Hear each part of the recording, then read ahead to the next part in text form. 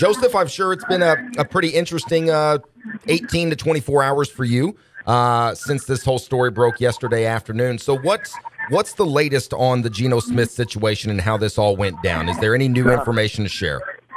Well, unlike Geno, I'm remembering to duck anytime I have any transgressions with anyone.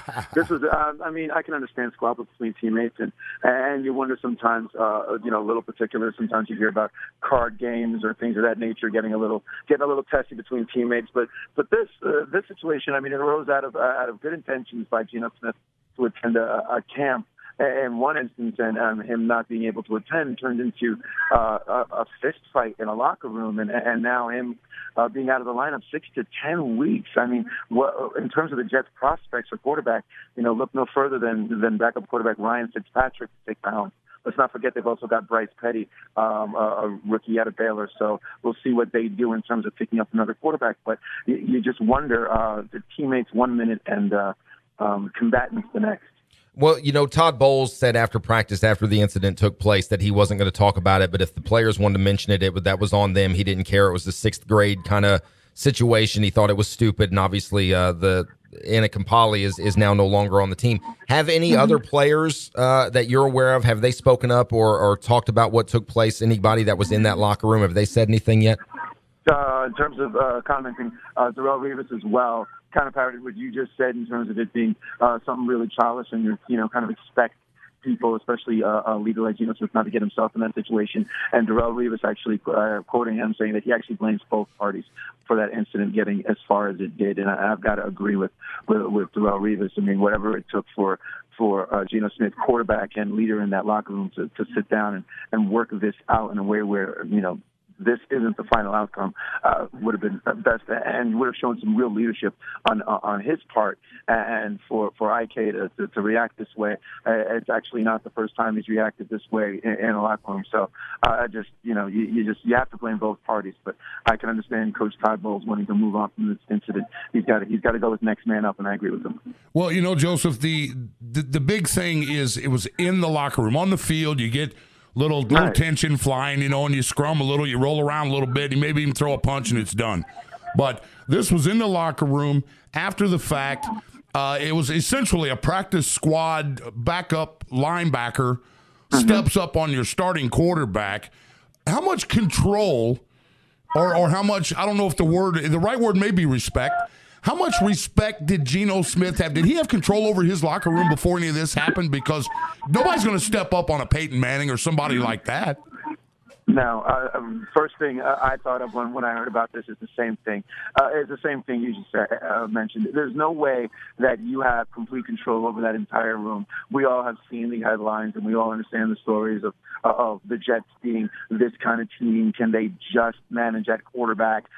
So do the other players read those headlines, and do they respect him less because they don't believe he's got what it takes to be the starting quarterback, so they don't listen to him? I can completely see where you're coming from. If a man has total control of his locker room, or at least has total respect from each and every player in that locker room, something as small as this, a $600 squabble, a plane ticket, doesn't arise to where one player is now cut and another player is going to miss a good chunk of the beginning of the season. Joseph Haas, our guest. You can find him on the Green and White Show on hcofthenyj.com. It's Ford and O'Brien, ESPN Evansville 105.3, and online, espnevansville.com, talking New York Jets and what's taken place up there over the last day or so. We discussed this when this broke yesterday, Joseph. The question we had and we discussed amongst ourselves was, at the end of the day, is there a possibility for the Jets that this may be a silver lining? Geno Smith had not maybe quite lived up to the expectations that they were hoping. Is there a possibility that they could look on this somewhere down the middle of the season and go, you know what, that may have been a blessing in disguise? You're not one of the only ones thinking that way. One of the headlines in the local papers was "luck of the jaw," meaning that this could end up being one, something in the green and white's favor, if I can use that. But I really don't see it. I thought coming into the season, at least for Geno Smith to land on his own 2 feet, I wanted to see what he could do coming in. I really thought that this was going to be a year where he was going to show command and control, not just of the offense, but just lose the turnovers, which is really his main problem. problem. He talked about it after every game that, he had to control the football. He had to understand that he couldn't just give it away, not just by fumbles, but just throwing it to the other team. I wanted to see if all that talk in a great summer was going to lead into a good camp, which it looked like so far for Geno Smith, and a good opportunity for this team to start the ball rolling. Let's not forget Tom Brady. The Patriots will be missing the first 4 games of the season. You got the Buffalo Bills working on some things as well. So it's a very good opportunity for another team in that division to step up. I thought with a solid quarterback in Geno Smith, the Jets would do that. Now they've got to lean heavily on Ryan Fitzpatrick. You can see what they do at the quarterback situation.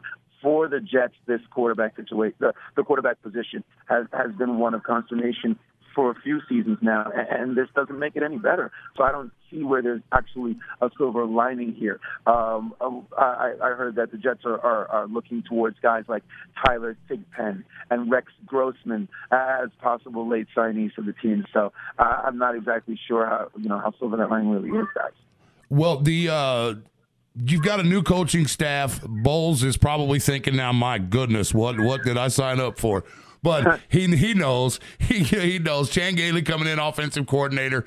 Revis is back. You've got Brandon Marshall you picked up.